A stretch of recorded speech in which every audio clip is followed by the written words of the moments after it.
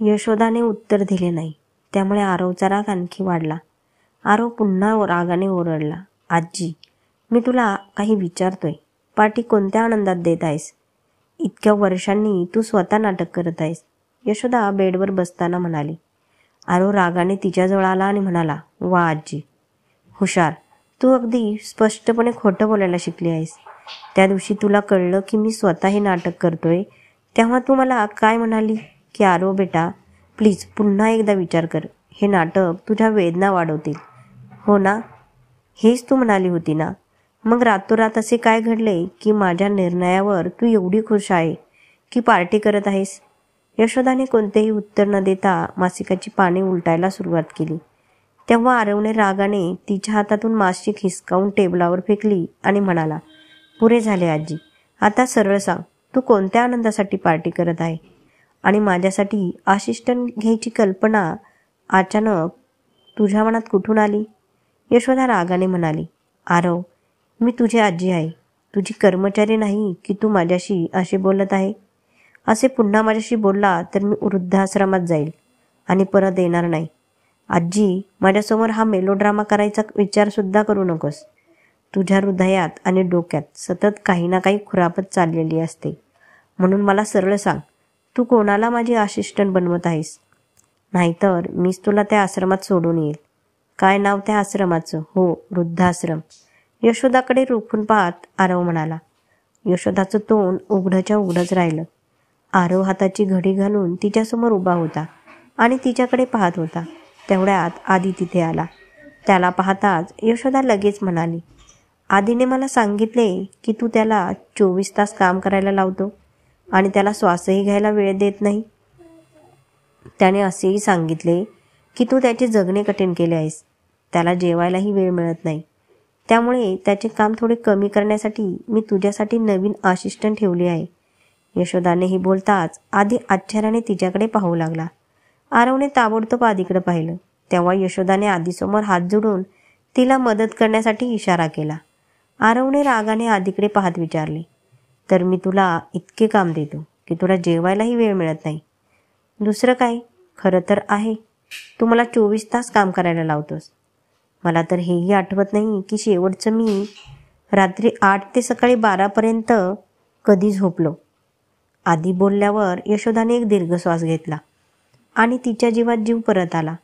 आरवने यशोदाकडे पाहिलं आणि मग आदीला म्हणाला, ठीक आहे, तर आता तू एक काम कर. उद्यापासून तू फक्त 24 तास आराम कर. मी तुला आज, आत्ता आणि या क्षणी नोकरीवरून आजाद करतो. आदीचे डोळे उघडेच्या उघडेच राहिले आणि आरव त्याच्याकडे बघून तिथून निघून गेला. तो निघून जाताच आदी यशोदाला रागाने म्हणाला, आजी तू मला आज फसवलंस. असे म्हणत तो आरवच्या मागे धावला. आरव त्याच्या खोलीकडे जात असताना सजावटीसाठी वापरलेले पडदे त्याच्या चेहऱ्यावर आले. त्याने रागाने पडदा काढला आणि मग आदी येऊन म्हणाला, आरव, मी हे सर्व 6 महिन्यांपूर्वी आजीला गमतीनं सांगितले होते. मला काय माहीत आजी तुझ्यासाठी कुणी असिस्टंट ठेवेल. आरव पुन्हा त्याच्याकडे रोखून पाहत म्हणाला, शोधून काढ. ती व्यक्ती कोण आहे जिच्यावर आजी इतकी मेहरबान झाली की तिने मला न सांगता किंवा न विचारता माझी असिस्टंट म्हणून कामावर घेतले. मी आता शोधून काढतो. असे म्हणत आदी तिथून पळून गेला. तो निघून जाताच आरव स्वतःशीच म्हणाला, आजी विनाकारण काही करत नाही.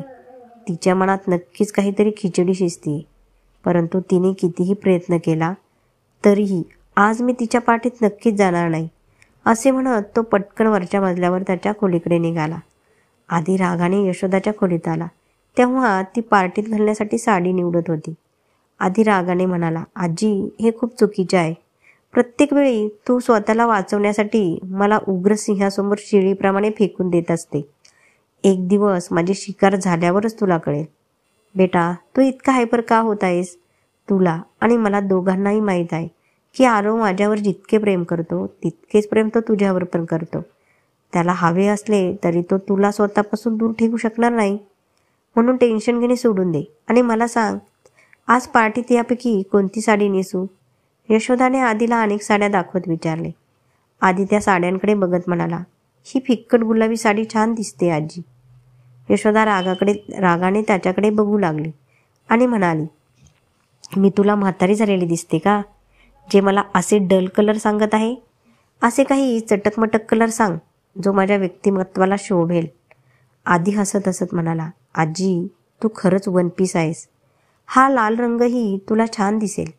ठीक आहे, जरा पकड. असं म्हणत यशोदाने सगळ्या साड्या आधीच्या हातात दिल्या आणि आरशासमोर लाल साडी अंगावर टाकून कशी दिसते पाहू लागली. आधी हळूच म्हणाला, आजी किती कलरफुल आहे. आणि ना तू ब्लॅक अँड व्हाईट. हो ही ठीक आहे. आज संध्याकाळी पार्टीत मी ही साडी घालेन. यशोदा हसत म्हणाली. आधी तिच्याजवळ आला आणि विचारलं, बाय द वे आजी, तू ही पार्टी का आयोजित केली आहे हे मला तर सांगू शकते? आधी मी ही पार्टी आयोजित केली आहे कारण इतक्या वर्षांनंतर आपला आरो स्वतः नाटक करत आहे आणि मला त्याच्या नाटकाची संपूर्ण टीम इथे बोलवायची आहे, जेणेकरून आज पार्टीच्या माध्यमातून सर्वजण चांगले मिसळू शकतील. जर तुम्ही एकमेकांना चांगले ओळखत असाल तर आरोसोबत नीट जुळून घेता येईल. आणि आरो राठोड कोण आणि काय आहे हे मधूलाही कळायला हवं. यशोदा साडीसोबत घालायला जुळणारे कानातले बघत म्हणाली. आधी टेबलावर ठेवलेल्या जगातून ग्लासात पाणी घेत म्हणाला, आणि आरवच्या असिस्टंटचा हा काय सीन आहे? तू कोणाला काम दिले आहे? पायलला. यशोदाने एवढे सांगितले आणि पायलचे नाव ऐकताच आधीच्या तोंडात भरलेले पाणी बाहेर आले आणि त्याला ठसका लागला. त्याने पाण्याचा ग्लास टेबलावर ठेवला आणि लगेच यशोदाकडे आला. यशोदा कानातले झुमके पाहत होती. आधीने आश्चर्याने तिच्याकडे बघितले आणि विचारले, आजी तू कोणाचे नाव घेतलेस? वय माझे झाले आहे आणि कानांनी तुझ्या प्रतिसाद दिला आहे. पायल, मी पायलला आरवच्या असिस्टंटची नोकरी दिली आहे, यशोदा म्हणाली. आधीने डोक्यावर हात ठेवला आणि बेडवर बसून म्हणाला, आता तर नाटक झालंच. तू एवढी काळजी का करतोस बेटा? मी आहे ना, मी सगळं सांभाळून घेईल. यशोदा आधीकडे बघत म्हणाली. आधी रागाने तिच्याजवळ आला आणि म्हणाला, आजी काय करतेस? आरवला पायलचा चेहराही बघायचा नाही आणि तू पायलला त्याची असिस्टंट बनवलीस. या दोघांमुळे रंगमंचाचा आखाडा होईल आणि आमची नाटक कधीच लाईव्ह होणार नाही. जर आरवला कळले की तू पायलला त्याची असिस्टंट म्हणून नियुक्त केले आहे तर भूचाल येईल. मी म्हणाले ना, काही होणार नाही. गळ्यात हार घालताना यशोदा हे बोलली. तेव्हा आधी रागाने म्हणाला, अरे काही कसं होणार नाही आजी, खूप काही होईल. दोघेही एकमेकांचे केस ओढतील. आणि मला सांग, पायल अखेर आरवसोबत काम करण्यास कशी तयार झाली? यशोदाने आधीकडे पाहिलं आणि लहान मुलांसारखं उत्तर दिलं, कारण मी तिला आरवच्या असिस्टंटचं काम दिलंय. असं सांगितलंच नाही. काय? आधीने आश्चर्याने विचारले. यशोदा आधीजवळ आली आणि त्याचा हात धरत अतिशय प्रेमाने म्हणाली, आधी प्लीज बेटा, हे आरवला सांगू नकोस. अरे आजी, कसं सांगू नकोस? तू कोणाला आणि का असिस्टंट म्हणून नेमला आहे हे जाणून घेण्यासाठीच त्याने मला पाठवलं आहे, आधी चिडून म्हणाला. यशोदा हसत म्हणाली, बेटा तू ही गोष्ट आणखी थोडा वेळ लपवून ठेव. पार्टी सुरू झाली आणि घरी पाहुणे आले की मी स्वतः आरव आणि पायलला सत्य सांगेल. म्हणजे काय, इतक्या पाहुण्यांमध्ये सत्य समोर आल्यानंतर आपण सुरक्षित राहू. यशोदाने हे बोलताच आधीने त्याच्या डोक्यावर हात मारला. आरवच्या घरची पार्टीची सर्व तयारी झाली होती. आधी केटरिंगवाल्याची जेवण टेस्ट करत होता तर कीर्ती डीजेचं साऊंड सिस्टीम तपासत होती. घरातील नोकरही काही वस्तू घेऊन इकडे तिकडे धावत होते. यशोदा पार्टीसाठी तयार होऊन तिच्या खोलीतून बाहेर आली. तिने श्रुतीकडे येऊन विचारले, श्रुती बेटा, तू सर्व काही व्यवस्थित तपासले आहेस ना? जर डान्स करताना व्यवस्थित काही अडचण आली तर डान्सला मज्जा येणार नाही. यशोदाचे बोलणे ऐकून श्रुती हसली आणि म्हणाली, आजी काळजी करू नका, मी स्वतः सर्व काही तपासले आहे. आता तुम्ही नेहमीप्रमाणे डान्स फ्लोअरवर धमाल करू शकता. धमाल नाही बेटा, आज तर बवाल होईल, यशोदा म्हणाली. तर श्रुती आश्चर्याने त्यांच्याकडे पाहू लागली. तेव्हा यशोदाने विषय बदलला आणि म्हणाली, मला म्हणायचे होते की आज पार्टीत कुठे काही बवाल नको आणि माझ्या पार्टी ठेवण्याचा उद्देशात यशस्वी होऊ दे. यशोदा काय बोलत होती हे श्रुतीला अजूनही समजत नव्हते, त्यामुळे तिने पुढे काही विचारले नाही. तेवढ्यात यशोदाने श्रुतीकडे बघितले आणि म्हणाली, मी जरा तुमच्या बॉसला खाली बोलवण्याची काही व्यवस्था करते. हो आजी, श्रुती हसत म्हणाली. मग यशोदाने विचारले, बाय द वे, ही कीर्ती कुठे आहे? श्रुतीने पार्टीभोवती नजर टाकली आणि म्हणाली, इथंच असेल आजी, मी पाहते. श्रुतीने हे सांगताच यशोदा तिथून निघून गेली. ती निघता श्रुती कीर्तीला शोधू लागली. यशोदा जेव्हा आरवच्या खोलीत पोचली तेव्हा तिने पाहिलं की आरव बेडवर बसून लॅपटॉपवर काही काम करत होता. आरव बेटा, लवकर तयार हो, खाली पाहुणे येऊ लागले आहेत. चल मी तुझे कपडे काढते, असे म्हणत यशोदाने कपाटातून आरवचे कपडे काढायला सुरुवात केली आणि लॅपटॉपवर काहीतरी टाईप करत आरवला म्हणाली. आरव म्हणाला, आजी, मी तुला आधीच सांगितले आहे की आज मी तुझ्या अनावश्यक पार्टीला उपस्थित राहू शकत नाही. मला खूप काम करायचे आहेत. मी तुझ्यासारखा निरुपयोगी नाही. हे ऐकून यशोदा रागाने म्हणाली, आरव, तुझं गैरवर्तन वाढत आहे. मी तुला सांगते की जर तू पुन्हा माझ्याशी असे बोलला तर तू वृद्धाश्रमात जाशील. हेच ना? आरवने तिच्याकडे बघत विचारले. यशोदा काहीतरी बोलणार होती तेवढ्यात आरव पुन्हा म्हणाला, मला हा डायलॉग ऐकून कंटाळा आलाय. आता तू काहीतरी नवीन विचार कर, काहीतरी नवीन. यशोदा हलकीच हसली आणि आरवच्या जवळ आली आणि म्हणाली, बेटा, तुला माहीत आहे की मी जे काही करते ते फक्त तुझ्या आनंदासाठी आहे. पण यावेळी मी आधीचा विचार केला. तू त्याला जास्त काम करायला लावतो. तो तुझा मित्र आहे म्हणूनच तो कधीच तक्रार करत नाही. पण त्याच्यावर कामाचा इतका भार टाकणे योग्य नाही. म्हणूनच मी तुझ्यासाठी एक असिस्टंट ठेवले आहे बेटा. आणखी एक कारण आहे. त्या मुलीला तिच्या फ्रेंडशिवाय या जगात कोणीही नाही. बिचारी अनाथ आहे आणि तिची नोकरीही गेली आहे. तिला सध्या नोकरीची नितांत गरज आहे. म्हणूनच मी तिला नोकरी दिली आहे. ठीक, पण तुला त्या मुलीला नोकरी द्यायची होती तर या घरात तुला सांभाळण्याचं काम तू तिला देऊ शकली असतीस. तू तिला माझी असिस्टंट का केलीस? आरवने रागाने विचारले. आरवच्या या प्रश्नावर यशोदाचा संयम सुटला आणि ती डोळे खाली करून इकडे तिकडे पाहू लागली. आरवने पुन्हा प्रश्न केला, आणि आजी, बाय द वे, ही मुलगी कोण आहे? तू इतक्या लवकर कोणावर दयाळू झाली आहे? त्या मुलीचे नाव काय आहे?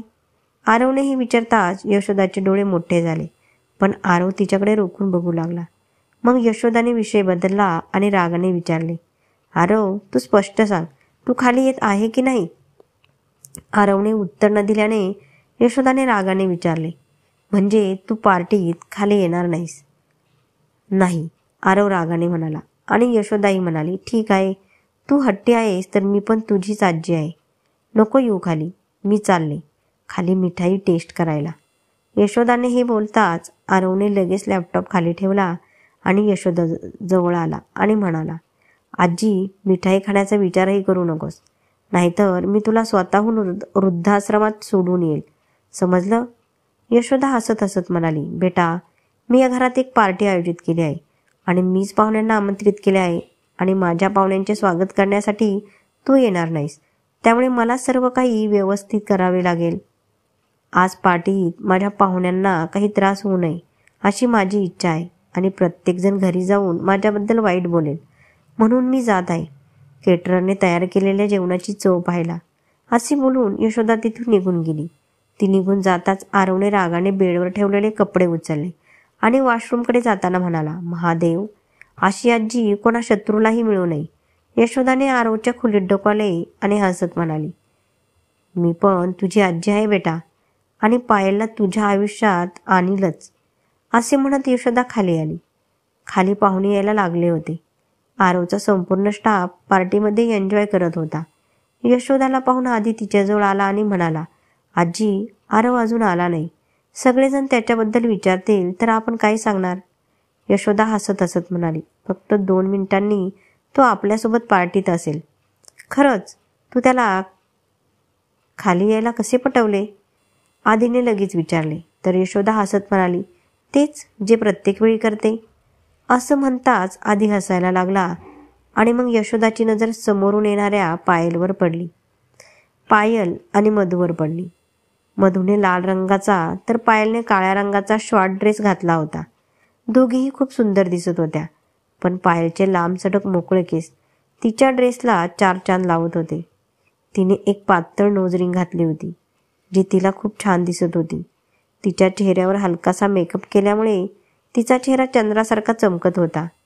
मधू आणि पायल पार्टीत येताच बहुतेक लोकांच्या नजरा या दोघींवर खेळल्या होत्या.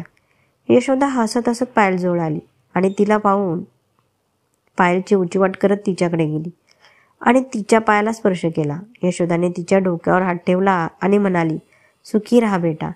पायलने हसून तिला मिठी मारली आणि म्हणाली, थँक्यू आजी. कशासाठी?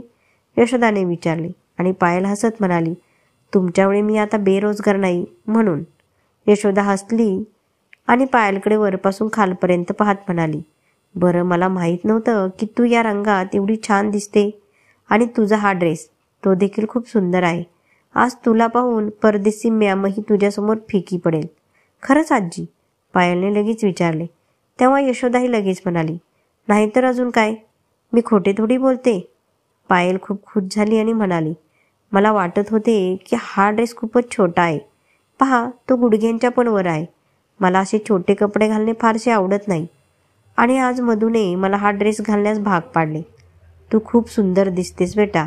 यशोदा पायलच्या गालाला स्पर्श करत म्हणाली.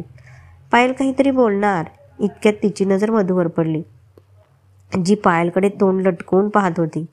पायल तिच्या कपाळावर हाताने मारत म्हणाली, हे घ्या, मी तुमची मधूशी ओळख करून द्यायला विसरले. आजी या. पायलने यशोदाचे दोन्ही हात पकडून तिला मधूजवळ आणले आणि तिच्याकडे बघत म्हणाली, आजी, ही मधू आहे, माझी सर्व काही. हिच्याशिवाय माझी या जगात कोणीही नाही. ती माझी मैत्रीण आहे आणि माझी बहीण देखील आहे. नमस्ते आजी, मधू हात जोडून म्हणाली. यशोदा तिच्या डोक्यावर हात फिरवत म्हणाली, आनंदी राहा बेटा.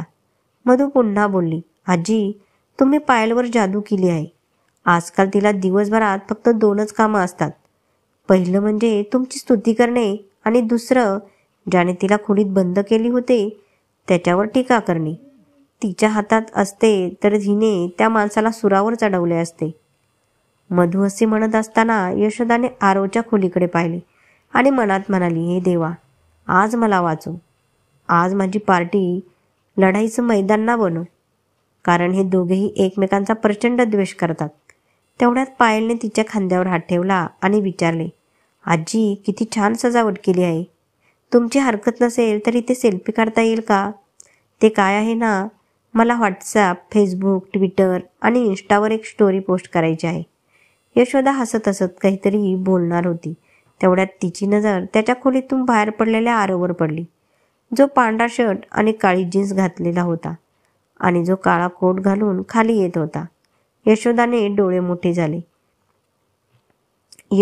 डोळे मोठे झाले. आरवला खाली येताना पाहून यशोदाला भीती वाटू लागली आणि तिने पायलकडे पाहिले, जी घराच्या प्रत्येक कोपऱ्यात मधूसोबत सेल्फी घेत होती.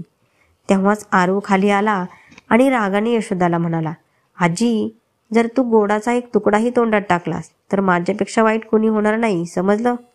यशोदाने आरवचा हात धरला आणि त्याला उजवीकडे वळवले आणि त्याच्यासमोर आली आणि म्हणाली, तू आला आहेस तर आता मी गोड कसे खाणार बेटा? तू आहेस माझी काळजी घ्यायला. आरव तिच्याकडे बघू लागला. तेव्हा यशोदाने हळूच कान खाजवले आणि म्हणाली, मी गोड खाणार नाही. तू तुझ्या मित्रांकडे जा. आधी खूप वेळापासून तुझी वाट पाहत आहे, जा. आरव हळूच आधीकडे निघाला आणि मनात म्हणाला, आजी, मी तुला चांगलं ओळखतो. तू कोणत्याही कारणाशिवाय ही पार्टी आयोजित केली नसावी आणि मला धमकावून या पार्टीला आमंत्रित करण्यामागे खूप मोठे कारण असावे. शोधावे लागेल. एवढं बोलून आरवची पावले थांबली आणि त्याने वळून यशोदाकडे पाहिलं आणि विचारलं, ज्या मुलीला तू मला विचारता माझी असिस्टंट बनवलीस, याची मला खात्री आहे तू तिलाही पार्टीत बोलावलं असेल. ती मुलगी कोण आहे? मला तिला भेटायचे आहे. यशोदाचे डोळे पुन्हा मोठे झाले. आरवला काय उत्तर द्यावे हे समजत नव्हते. तेवढ्यात आरवने तिच्याकडे पाहत विचारले, आजी, काय झाले? तुझ्या डोक्यात नवीन खोटं येत नाही का? यशोदा रागाने म्हणाली, आरव, तुला नेहमी असे का वाटते की मी तुझ्याशी खोटं बोलते आणि तुझ्या विरुद्ध कट करते? मला फक्त तुझे कल्याण व्हावे आहे आणि तुला नेहमी आनंदी पाहिजे आहे. आणि राहिली गोष्ट त्या मुलीची, तर ती मुलगी अद्याप पार्टीला आलेली नाही. ती येताच मी प्रथम तिची तुझ्याशी ओळख करून देईल, कारण आता ती तुझ्यासोबत काम करणार आहे. असे बोलून यशोदा रागाने तिथून निघून गेली. आरवही तिच्या मागे जात होता. तेव्हा आधी आला आणि त्याचा हात धरून म्हणाला, आरव, खुराणाचा फोन आहे, एकदा त्याच्याशी बोल. मिस्टर खुराणा लाईनवर आहेत. हो. आरव हे बोलताच आधीने त्याला फोन दिला. आरवने फोन घेतला आणि म्हणाला, "येस मिस्टर खुराना, मी तुम्हाला यासाठी फोन केला आहे मिस्टर आरव, जेणेकरून मी तुम्हाला सांगू शकेन की मी तुमचे नाटक स्पॉन्सर करत आहे. कारण माझी पत्नी चांदनी तुमची क्रेझी फॅन आहे आणि या व्हॅलेंटाईन डेला मी तिला तुमचे नाटक लाईव्ह दाखवणार आहे आणि तुमची समोरासमोर ओळख करून देणार आहे. मला तिला सरप्राईज करायचे आहे. तिला तुम्हाला भेटून खूप आनंद होईल. म्हणूनच मी तुम्हाला व्यक्तिशः विनंती करू इच्छितो की प्लीज हे नाटक 14 फेब्रुवारीला लाईव्ह करा. अन्यथा मी माझी स्पॉन्सरशिप परत घेईल. मग तुमचे आणि माझे करोडो रुपयांचे नुकसान झाले तरी माझ्यासाठी माझ्या पत्नीच्या स्मितहास्यापेक्षा जगात काहीही मोठे नाही. म्हणून प्लीज मी तुम्हाला विनंती करतो की या नाटकाची तारीख आम्ही आधी ठरवल्याप्रमाणे ठेवावी." राजू दुसरीकडून म्हणाला, "तुम्ही काळजी करू नका मिस्टर खुराना. आम्ही ज्या तारखेला फायनल केले त्याच तारखेला हे नाटक होईल. तुम्ही तुमच्या बायकोला नक्की सरप्राईज कराल, हे माझे तुम्हाला वचन आहे. आणि जर मी माझे वचन पाळू शकलो नाही तर मी तुमचे सर्व पैसे तुम्हाला स्वतः परत करायला येईन." आरव बाजूला होत म्हणाला. राजूच्या चेहऱ्यावर हसू उमटले. त्याने टेबलावर ठेवलेला चांदनीचा फोटो उचलला आणि आरवला म्हणाला, "थँक्यू मिस्टर आरव. मला आशा आहे की तुम्ही तुमचे वचन नक्कीच पाळाल. आता मी फोन ठेवतो. माझी खूप महत्त्वाची मीटिंग आहे. लवकरच भेटू. बाय." "बाय." आरव एवढे बोलताच राजूने कॉल कट केला. आरव चिंतेत पडला आणि विचार करू लागला आणि मनात म्हणाला, "मी मिस्टर खुराना यांना सांगितलेल्या तारखेपर्यंत हे नाटक लाईव्ह होईल की नाही हे मला समजत नाही. मधू मला कुठूनच नैना बनण्याच्या योग्य वाटत नाही. पण तिच्याशिवाय आता माझ्याकडे दुसरा पर्याय नाही. आता माझी इच्छा नसली तरी उद्यापासून मला तिच्यासोबत रिहर्सल सुरू करावी लागणार आहे." तेवढ्यात आधी तिथे आला. आरवला पाहताच त्याने त्याचा फोन दिला आणि आधी म्हणाला, "आरव, टेन्शन घेऊ नकोस. उद्या रिहर्सल सुरू झाल्यावर सर्व काही आपोआप सुरळीत होईल." आरवने उत्तर दिले नाही आणि तिथून निघून गेला. त्याने वेटरच्या ट्रेमधून ड्रिंकचा ग्लास उचलला आणि बाजूला उभा राहिला आणि प्यायला लागला. इकडे मधू आणि पायल डान्स फ्लोअरवर डान्स करत होत्या. मग यशोदाही त्यांच्याजवळ आली आणि डान्स करू लागली. त्यांना अशा म्युझिकवर नाचताना पाहून पायल आणि मधू डोळे मोठे करून पाहू लागल्या. "तुम्ही दोघी माझ्याकडे काय बघत आहात? डान्स करा." यशोदा डान्स करत म्हणाली आणि पायलने तिला मिठी मारली आणि म्हणाली, "आजी, तुम्ही खूप क्यूट आहे." यशोदाही हसली आणि मनात म्हणाली, "बस अजून थोडा वेळ मी आनंदी राहते. कारण आता थोड्या वेळात आरव आणि पायलला सत्य सांगावे लागेल आणि सत्य कळल्यावर ते दोघेही माझ्यावर असे कोसळतील जसे ढगातून पाऊस कोसळतो." तेवढ्यात मधूची नजर अर्णव आणि कीर्तीवर पडली, जे एकत्र नाचत होते. त्यांच्याकडे बघून मधू पायलच्या खांद्यावर थोपटत म्हणाली, "पायल." पायलने आधी मधूकडे पाहिलं आणि मग समोर पाहिलं. अर्णव आणि कीर्तीला तिथं पाहून पायल हसत हसत म्हणाली, "अरे वा, हे दोघेही इथे आहेत का? हेच नाही तर आरव सरांचा सगळा स्टाफ इथे आहे ते बघ." असं म्हणत मधूने पायलला दुसरीकडे दाखवलं आणि तिला स्टुडिओतील आणखी लोक दिसले. सगळ्यांना पाहून पायल थक्क झाली. मग अचानक मधू क्षणभर विचारात पडली आणि पुन्हा म्हणाली, "पायल, जर सगळे इथे असतील तर आरव राठोड सुद्धा इथेच असावा, नाही का?" मधूने हे बोलताच पायलने लगेच मधूकडे पाहिले आणि मधूने भुवया उंचावत इशारा केला. पायल ताबडतोब नृत्यात मग्न यशोदाकडे आली आणि तिला विचारले, "आजी, जर आरव राठोडची संपूर्ण टीम असेल तर तेही इथंच असतील ना?" "हो, इथेच तर आहे." यशोदा नाचताना काही विचार न करता म्हणाली. मग पायलने डोळे मोठे केले आणि ती यशोदाकडे पाहू लागली. मग अचानक यशोदाला कळले की पायलने तिला काय विचारले आहे आणि तिने तिला काय उत्तर दिले. तिने ताबडतोब पायलकडे पाहिलं, जी तिच्याकडे डोळे विस्फारून पाहत होती. यशोदा लहान मुलासारखी हसली आणि म्हणाली, "मला म्हणायचे होते की मी त्याला बोलावले होते, पण उद्यापासून त्याच्या नाटकाची रिहर्सल सुरू आहे. त्यामुळे तो खूप व्यस्त आहे. त्यामुळे तो आज इथे येऊ शकणार नाही. ते सर्व सोडून एन्जॉय कर, कारण उद्या तू त्याला भेटणार आहेस, हो ना?" पायलने हलकेच हसण्याचा प्रयत्न केला. तिला हसताना पाहून यशोदा पुन्हा नाचू लागली. पण पायल मनात म्हणाली, "भोले बाबा, मला अचानक का अस्वस्थ वाटू लागले आहे? आज पुन्हा काहीतरी मोठं घडणार असं वाटतंय. तिने नजर फिरवली आणि आजूबाजूला पाहिलं आणि म्हणाली, सर्व लोकांसोबत तो 10 डोकी असलेला रावणही इथेच असेल. हे भोले बाबा, प्लीज आज माझा त्याच्याशी कोणताही पंगा होऊ देऊ नका. माझ्यामुळे आजीची पार्टी खराब होऊ नये असे मला वाटते. असं मनातल्या मनात म्हणत पायलने यशोदाच्या खांद्यावर हात ठेवला आणि विचारलं, आजी, तुम्ही मला तुमच्या नातवाची ओळख करून देणार होतात ना? कुठे आहे तो? पायलनेही विचारताच यशोदाने अचानक नाचणे थांबवले आणि पायलकडे पाहू लागली. पायलने पुन्हा विचारले, काय झालं आजी? तुमच्या नातवाला बोलवा ना. हो, मी लगेच बोलावून आणते. असे म्हणत यशोदा तिथून निघून गेली. पायलने समोरून जाणाऱ्या वेटरच्या ट्रेमधून कोल्ड्रिंकचा ग्लास उचलला आणि एक चुस्की घेत म्हणाली, भोले बाबा, प्रत्येक वेळी मी आरव राठोडला भेटण्याचे स्वप्न पाहते तेव्हा तो दृष्ट राक्षस माझ्यासमोर येतो आणि मग आम्ही दोघेही 2 जंगली प्राण्यांप्रमाणे एकमेकांशी भांडू लागतो. पण आता मला त्या मानव दिसणाऱ्या राक्षसाशी लढायचे नाही, कारण त्या दृष्ट माणसाशी वाद घालण्यापेक्षा चांगले होईल की मी गळ्यात दगड बांधून विहिरीत उडी मारली तर. असे म्हणत पायलने ड्रिंक संपवली. दरम्यान आरवही बाजूला उभा राहून मद्यपान करत होता. तेव्हा आधीने त्याचे मनगट पकडले आणि त्याला डान्स फ्लोअरच्या दिशेने नेत म्हणाला, उद्यापासून आपण एक नवीन सुरुवात करणार आहोत आणि अशा दुःखी चेहऱ्याने नवीन सुरुवात केली जात नाही, समजले? चल डान्स करू, तुझा मूडही चांगला होईल. असे म्हणत आधीने आरवला डान्स फ्लोअरवर आणले. पायल आणि आरव एकमेकांना न बघता पाठ करून उभे होते. पायल, मधू आणि इतर सर्वांसोबत डान्स करत होती. आधीसुद्धा नाचण्यात मग्न होता, पण आरव उभा राहून आधीला नाचताना पाहत होता. तेवढ्यात नाचत असताना आर्नवने पायलचा हात पकडून तिला गोल गोल फिरवले.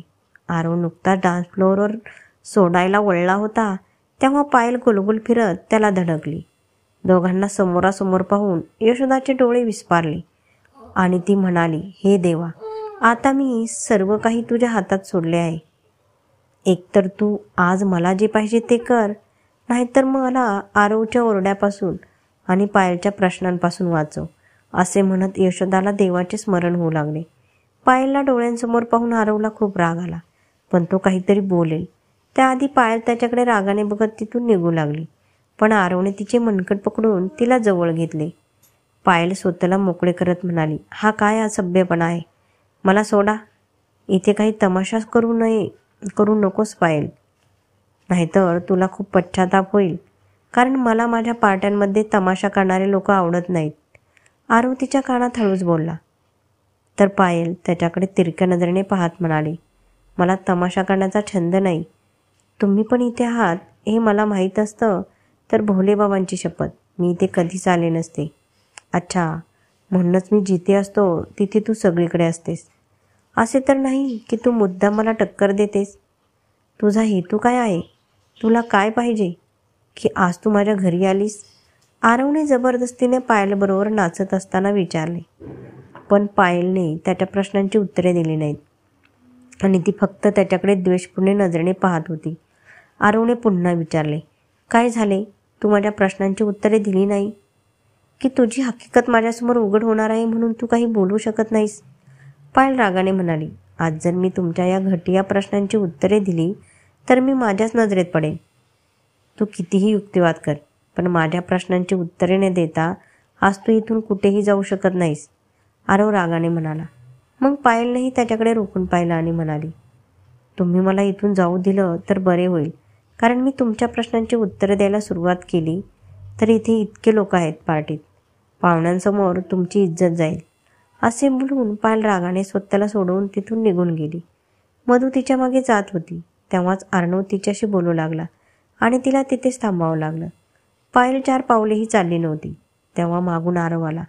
तिचा हात पकडून तिला जबरदस्तीने त्याच्या घराबाहेर काढले. यशोदा आणि आधीसुद्धा पटकन त्याच्या मागे आले.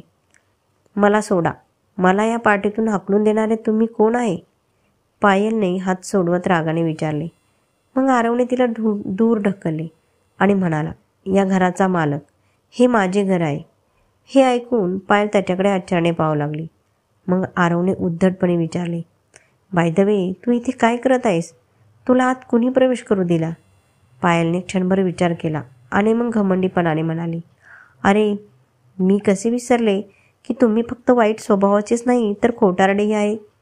आधी तुम्ही माझ्याशी खोटं बोलला की तुम्ही मला त्या खोलीत बंद केले नाही, आणि आता मला इथे पार्टीत पाहणं तुम्हाला आवडलं नाही. मग आणखी एक खोटं बोलला की हे तुमचं घर आहे. वा, तुमच्या माहितीसाठी मी तुम्हाला सांगते की मी या घरातील सर्व सदस्यांना चांगले ओळखते. हे घर यशोदाजींचे आहे, ज्यांना मी आजी म्हणते. या घरात त्यांचा मुलगा सून, यांच्यासोबत त्यांचा नातूही राहतो, ज्याचे वय सुमारे 6 वर्ष असेल. मी त्या सर्वांना भेटले नाही, पण त्यांचे फोटो पाहिले आहेत.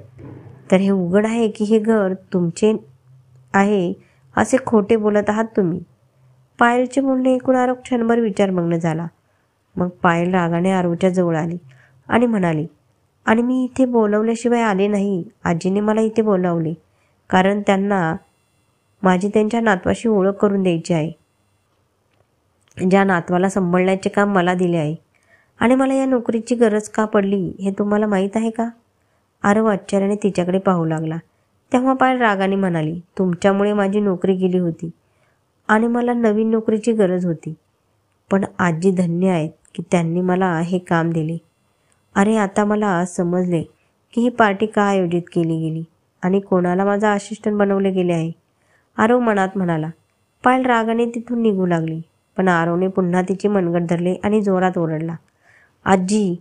आरवचा आवाज ऐकून यशोदा घाबरली. मग तिच्याजवळ उभा असलेला आधी म्हणाला, मी तुला हे सगळं करू नकोस असं सांगितलं होतं ना. नागिन आणि मुंगूस एकाच खड्ड्यात राहू शकत नाहीत. मग तू माझं ऐकलं नाहीस. आता जा, परिस्थिती हाताळ. तेवढ्यात आरव पुन्हा ओरडला, आजी. आरवला यशोदाला असे आजी म्हणताना पाहून पायल त्याच्याकडे आश्चर्याने पाहू लागली आणि विचार करू लागली. पायल घाबरतच आरवच्या दिशेने येऊ लागली. आधीही घाबरून तिच्या मागे आला होता. ते येताच आरव पायलला म्हणाला, मी सांगत नाही तोपर्यंत इथून जाऊ नकोस. मी लगेच येतो. तुला समजलं का? असे म्हणत आरवने पायलचे मनगट सोडले आणि यशोदा जवळ येऊन तिच्याकडे एकटक पाहू लागला. यशोदा डोळे खाली करून उभी होती. तिला इतकं शांत पाहून पायललाही आश्चर्य वाटलं. मी ऐकलं होतं माणसाचं वय वाढतं, कमी होत नाही. मग तुझा 26 वर्षांचा एकुलता एक नातू कधी 6 वर्षांचा झाला? आजी, आरव रागाने विचारतो आणि पायलचे डोळे विस्फारले. आरवने पुन्हा यशोदाकडे रागाने पाहिलं आणि विचारलं, आणि माझ्या आईबाबांना हे जग सोडून अनेक वर्ष झाली आजी. मग ते कधी आणि कसे जिवंत झाले? आरवचा प्रश्न ऐकून आधीने आकाशाकडे पाहिलं आणि मनात म्हणाला, अरे देवा, आज आजीला आरवपासून वाचव. मी तुम्हाला वचन देतो की आजपासून मी तिला असे काहीही करू देणार नाही ज्यामुळे तिला आरवच्या रागाला सामोरे जावे लागेल. या घरात मागच्या वेळी घडलेल्या सगळ्या गोष्टी पायाला आठवू लागल्या. आजीची घाबरगुंडी, आरवचा लहानपणीचा फोटो, तिने ऐकलेला त्याचा आवाज, तिला सगळं आठवलं. ती मनात म्हणाली, याचा अर्थ हे घर खरंच यांचेच आहे. आणि या घरात मी ऐकलेला आवाज तो मानवाच्या रूपातल्या या राक्षस प्रजातीचा होता. अरे देवा, हे भोलेनाथा, तुम्ही माझ्या आयुष्यात काय केले? एवढ्या मोठ्या जगात तुम्हाला आजीचा नातू बनवण्यासाठी दुसरा कोणी सापडला नाही, आणि आजी, तुम्हाला फक्त मीच मिळाले होते का पोपट बनवायला? भोले बाबा, किती चांगले झाले असते आज तुम्ही मला शॉक देण्याऐवजी सरप्राईज दिले असते तर बरे झाले असते, आणि मला कळले असते की हे घर माझ्या ड्रीम बॉय आरोड राठोड यांचे आहे. पण नाही, तुम्ही असं का कराल? तुम्हाला मला या माणसाचे बोलणे जे ऐकवायचे आहे. आता त्याच्या आजीने चूक केली, पण हे माझाच अपमान करणार आहे.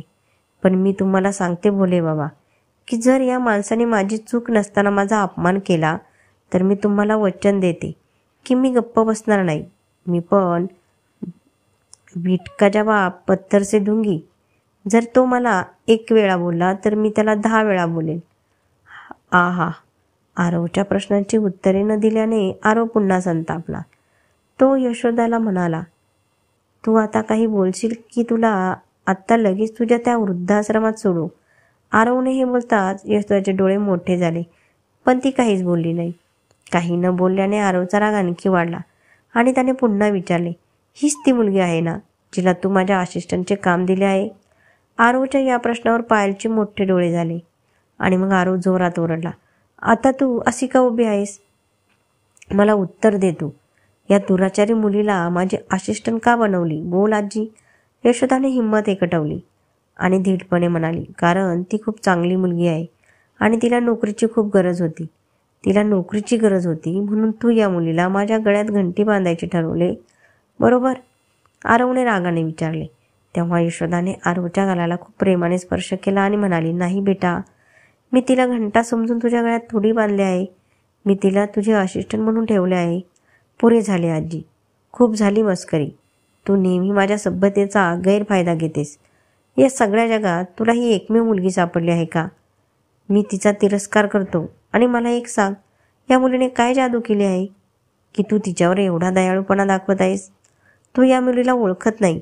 ती एक नंबरची वाईट वर्तन करणारी मुलगी आहे. इतकंच नाही तर ती कोणाची असिस्टंटच काय, ती कोणाची मोलकरीण होण्याच्या लायकीचीही नाही. तिला तिच्या बेहुदा हरकतींमुळे आधीच्या नोकरीवरून काढून टाकले असेल आणि तू तिला माझी असिस्टंट बनवत आहेस. आरव हे बोलताच पायल आरवकडे आली आणि म्हणाली, हे बघा, मी पण तुमच्यासोबत काम करायला काही मरत नाही. आजी मला तुमच्या असिस्टंटची नोकरी देत आहे हे मला माहीत असते तर मी स्वतः या नोकरीला नाही म्हटले असते. अरे खरंच? म्हणजे तुला खरंच माहीत नव्हतं की हे माझं घर आहे आणि ती माझी आजी आहे? आरवने पायलकडे रागाने पाहत विचारले. पायल ठामपणे म्हणाली, नाही, मला माहीत नव्हते. आरवच्या चेहऱ्यावर एक धारदार हसू उमटले आणि तो म्हणाला, मिस पायल, खोटं बोलण्यासाठी तर तुला सुवर्णपदक मिळायला हवं, कारण तू या जगात या कामात पारंगत आहेस. पायल त्याच्याकडे रागाने पाहू लागली. तेव्हा आरव पुन्हा म्हणाला, मी तुझ्यासारख्या मुलींना चांगल्या प्रकारे ओळखतो. मिस पायल, तुमच्यासारख्या मुलींच्या आयुष्यात एकच उद्देश असतो, एखाद्या श्रीमंताला आपल्या सौंदर्याने अडकवायचे आणि त्याच्या संपत्तीचा आयुष्यभर उपभोग घेण्याचे स्वप्न घेऊन तुम्ही मुंबईत येता. आरव, पायल आमची पाहुणी आहे आणि तू तिचा अपमान करत आहेस. तिची माफी माग, यशोदा रागाने म्हणाली. पण आरवने तिचे ऐकले नाही आणि पायलला म्हणाला, आणि मी तुला तर तुझ्यापेक्षा चांगले ओळखले आहे. आधी तू मला पुन्हा पुन्हा टक्कर देतेस. कधी तू माझ्या गाडीत जबरदस्तीने लिफ्ट घेतेस तर कधी मी नकार देऊनही तू माझ्या स्टुडिओत प्रवेश करतेस. इतकंच काय, तू माझ्या मागे ऑडिटोरियममध्ये येते आणि माझ्या शेजारी बसते माझे लक्ष वेधून घेण्यासाठी. पण मी तुझ्या फंदात पडलो नाही. तेव्हा तू माझ्या आजीला माझ्यापर्यंत पोचण्यासाठी प्यादे बनवले. ब्रिलियंट. मला तुझ्या हुशारीची प्रशंसा करावी लागेल. तू खूप हुशार मुलगी आहेस आणि श्रीमंत माणसांना फसवण्यासाठी कोणत्याही थराला जाऊ शकते. पण आरव राठोडला तुझ्यासारख्या मुलींचा स्वभाव खूप वर्षांपूर्वी समजला आहे, त्यामुळे तो कधीही तुझ्या जाळ्यात येणार नाही. तुला समजलं का? समोर जो कोण उभा आहे तो म्हणजे आरव राठोड. हे समजताच कशी प्रतिक्रिया द्यावी हे पाहायला समजत नव्हते आणि ती काहीच बोलू शकत नव्हती. आरव राठोडला भेटायला आलेला प्रत्येक क्षण तिला आठवू लागला आणि तिचा सामना समोर उभ्या असलेल्या व्यक्तीशी झाला होता. तेवढ्यात यशोदा आली. आरवचा हात धरला आणि रागाने म्हणाली, आरव, पाहायला माहीत नव्हते की मी तुझी आजी आहे आणि हे तुझे घर आहे. तू तिचा आरव राठोड आहेस हे तिला माहीतही नव्हते. खोटे मी बोलले, त्यामुळे पायलवर असे घाणेरडे आरोप करण्याचा आणि इतक्या पाहुण्यांसमोर तिचा अपमान करण्याचा तुला अधिकार नाही. प्लीज पायलची माफी माग. मधू आणि इतर सर्वजण तिथे आले होते. आरव रागाने म्हणाला, माफी? आणि या मुलीची? आजी, कधीच नाही, कारण तू तिच्या निरागट डोळ्यांना बळी पडू शकली असशील. पण मी अजूनही पूर्ण शुद्धीत आहे. मी आरव राठोड आहे हे या मुलीला आधीच माहीत होते, म्हणून तिने माझ्या आयुष्यात प्रवेश करण्यासाठी तुला माध्यम म्हणून वापरले आणि आमच्या घरी पोचले. हा आरव राठोड आहे हे जाणून मधूलाही आश्चर्य वाटले. पण पायल अजूनही पुतळ्यासारखी उभी होती. मधू तिच्याकडे धावणारच होती. तेव्हा अर्णवने तिचा हात धरला आणि म्हणाला, प्लीज मधू, सध्या तिकडे जाऊ नकोस. आरव सर खूप चिडले आहेत. तू त्यांच्या रागाचा बळी होऊ नको. तुला त्यांच्या प्लेतून बाहेर काढायला त्यांना एक क्षणही लागणार नाही. प्लीज माझा ऐक आणि पायलजवळ जाऊ नको. आजी आणि आधी सर आहेत पायलला मदत करायला. अर्णवने हे बोलताच मधूची पावले थांबली आणि ती मनात म्हणाली, मधू, अर्णव सरांची आज्ञा पाळणे तुझ्यासाठी आणि पायलसाठी चांगले आहे. पायलला सध्या नोकरी नाही. अशा परिस्थितीत हे नाटक तुझ्या हातातून गेले तर तुम्हा दोघींनाही मुंबईत टिकून राहणे कठीण होईल. तेवढ्यात आरव पुन्हा म्हणाला, ही मुलगी पहिल्या दिवसापासून माझ्या मागे आहे. ती मला अडकवण्याचा प्रयत्न करत होती. म्हणूनच मी जिथे जायचो तिथे असायची. इतक्या वेळा मला भेटल्यानंतरही मीच आरव राठोड असल्याचे हिला कसे कळले नाही? आता यावर विश्वास ठेवणे मला अशक्य झाले आहे. या मुलीने माझ्या घरी पोचून माझ्या आजीसोबत चांगली मैत्री केली, पण तिला हे कळलेच नाही हे माझेच घर आहे. यावर विश्वास ठेवणारा कोणी आहे का? इथे ही एवढी चांगली सजून धजून आली आहे आणि तिला माहीत नव्हते की ती आरव राठोडच्या पार्टीला आली आहे. आरवने असे विचारताच पार्टीतील सर्व पाहुणे एकत्र म्हणाले, नो. सगळे एकत्र बोलताच पायलच्या डोळ्यातून अश्रू वाहू लागले आणि ती काही न बोलता निघून जाऊ लागली. मग आरवने तिचा हात पकडून तिला जवळ ओढले. यावेळी पायल काहीच बोलू शकली नाही आणि रडलेल्या डोळ्यांनी आरवकडे पाहू लागली. आरवच्या या कृतीने यशोदाही हैराण झाली. आपला नातू एखाद्या मुलीसोबत असे वागू शकतो यावर तिचा विश्वासच बसत नव्हता. आरवने पायलकडे रागाने पाहिले आणि सर्व पाहुण्यांना विचारले, मित्रांनो, या मुलीला कोणाला फसवण्याचा प्रयत्न केला आहे याची जाणीव करून द्यावी असे तुम्हा सर्वांना वाटत नाही का? आपण तिला सांगायला नको का की आरव राठोड हा तो अग्नी आहे जो त्याच्या इच्छेविरुद्ध कोणी त्याच्या जवळ जाण्याचा प्रयत्न केला किंवा विश्वासघात केला तर तो जळून राख होतो. पायलचाही विश्वास बसत नव्हता की समोर जो उभा आहे तोच आरव राठोड आहे, ज्याची स्वप्ने ती रात्रंदिवस पाहायची आणि ज्याला ती या जगातील सर्वोत्तम आणि सगळ्यांवर प्रेम करणारा व्यक्ती मानत होती. कथा आवडल्यास लाईक, शेअर, सबस्क्राईब करा. धन्यवाद.